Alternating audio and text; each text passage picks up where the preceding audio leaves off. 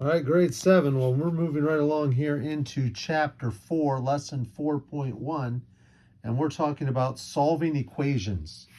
You're going to want to have your calculator handy. It's not absolutely necessary, but it will help you with calculations. Solve the equation, check your solution. The thing about calculators, as I've said before, they will always give you the right answer, but they will only give you the right answer to the problem that you put in.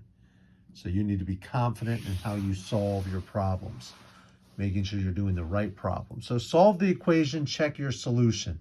So here's the key that we're talking about. Okay?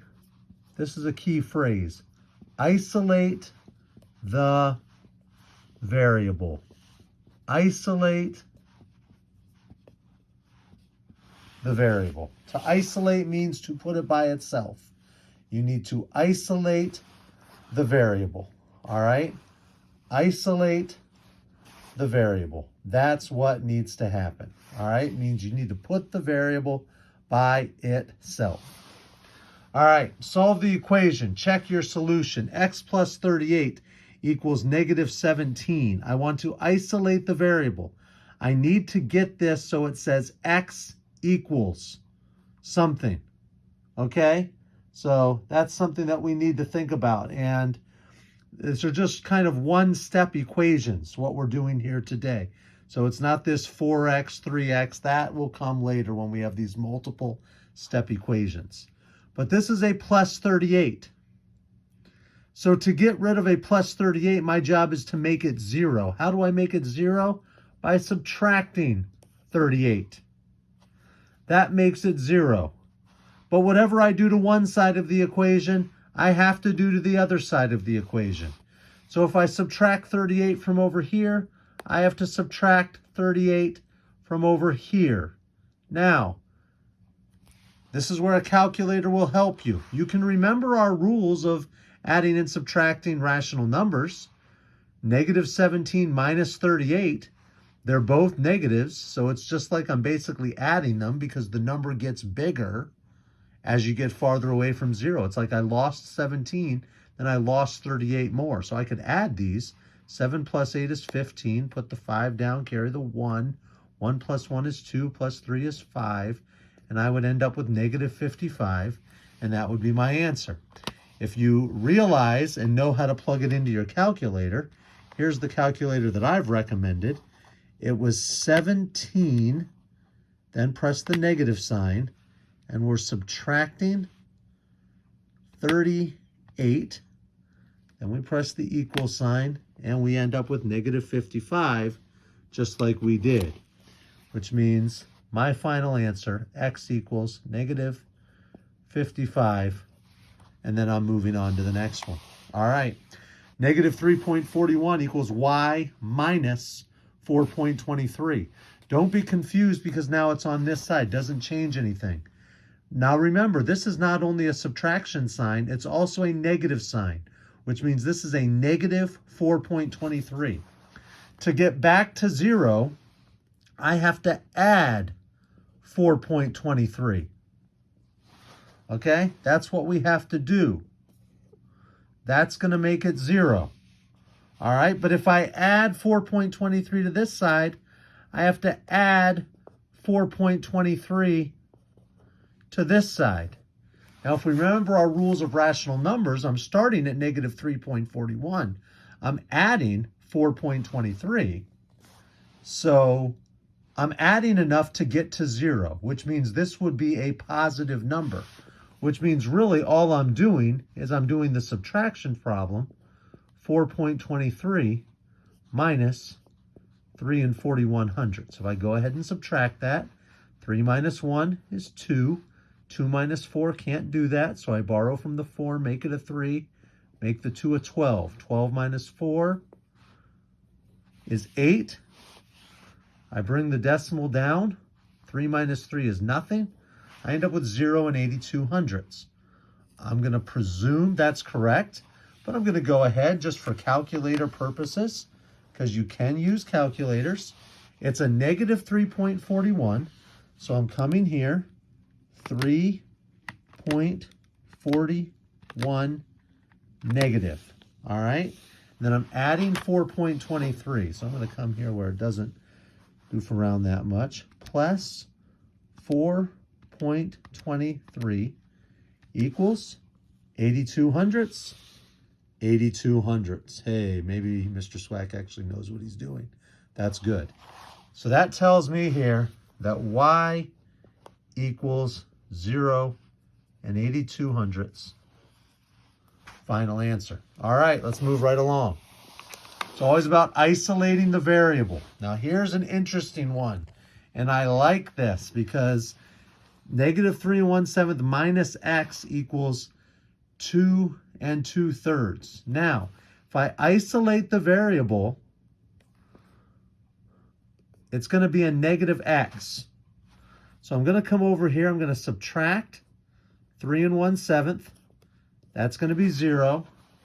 I'm going to subtract 3 1/7. I'm going to figure what that out is, but this is going to be negative x equals. Now, 2 2/3 minus 3 1/7. Okay, as I know, this is going to be a bigger number than this. So I could just flip it and know that the answer is negative. It's going to be the same answer. It's the same answer, but it's going to be the opposite number. So I can do 3 1/7 minus 2 2/3.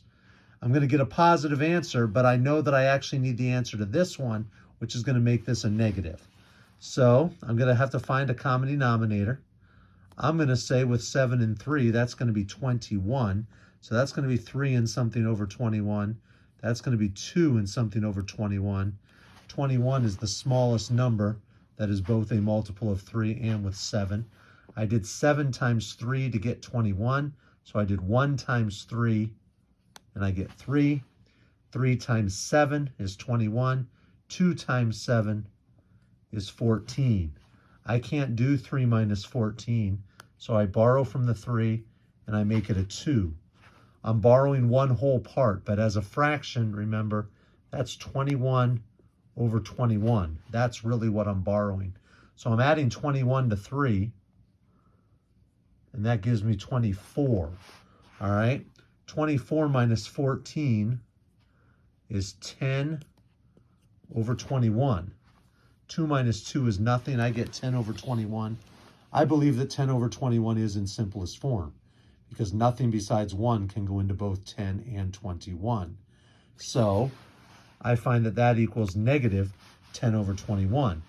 But here's the thing. Remember, it was a negative x, which equals a negative 10 over 21. But I don't want to know what negative x is. I want to know what x is. So I get rid of the negative sign by multiplying everything by negative 1. Because as we've talked about before, when I multiply something by 1, the number doesn't change. 8 times 1 is 8. Negative 7.2 times 1 is negative 7.2. But if I multiply it by a negative 1, it also will change the sign. Because a negative 1 times a negative x will just be a positive x. And a negative 1 times a negative 10 over 21 will be a positive 10 over 21. So I don't really even have to think about it. I just simply change the sign. If a negative x equals a negative 10 over 21, then x equals 10 over 21. Last one, 42. And for calculator purposes, yeah, I should probably go ahead and show you this for calculator purposes. We did all this, 2 2/3, we switched all that. And we ended up with 3 1/7 minus 2 2/3. Now for calculator purposes, where this can really help you is if I turn these into fractions, 7 times 3 is 21, plus the 1 is 22. I could have 22 over 7. Then 3 times 2 is 6, plus 2 is 8. Then I could have that as minus 8 over 3. I find it easier just to work with fractions on a calculator than with mixed numbers. 22 over 7 minus 8 over 3. So I come here, I clear from my previous problem. 22. Then I press my fraction button, which is this A with B over C. Press that, then 7. And then I'm going to go minus 8 fraction bar 3 equals 10 over 21. And of course, I knew that I had to make that a negative 10 over 21, but then it became positive and all that. I do that without the calculator, but I could have gotten that much faster. Confidence with your calculator, entering the right problem. Because as I've said many times, the calculator always gives you the right answer, but it only gives you the right answer to what you put in to the calculator. You have to know what to put in. You've got to know the process behind what we're doing. Last one, 42 and 67 hundredths equals x plus 13 and 29 hundredths. My job is to isolate the x. This is a positive 13 and 29 hundredths. So I'm going to subtract 13 and 29 hundredths. That's going to give me 0. I'm going to come over here and subtract 13 and 29 hundredths. Because whatever I do to one side of the equation, I have to do to the other. We go ahead, can't do 7 minus 9, so I borrow from the 6. Make it a 5, make the 7 a 17. 17 minus 9 is 8. 5 minus 2 is 3. Drop the decimal down. I can't do 2 minus 3, so I borrow from the 4. Make it a 3, make the 2 a 12. 12 minus 3 is 9. 3 minus 1 is 2. I get 29 and 38 hundredths equals x. Final answer. I could have just come over here, and as long as I know that I'm doing 42.67 minus 13.29, 42, and let me find my decimal, and 67 hundredths minus 13 and 29 hundredths equals 29 and 38 hundredths. 29 and 38 hundredths. All right, 7th grade. We'll talk to you later. Bye.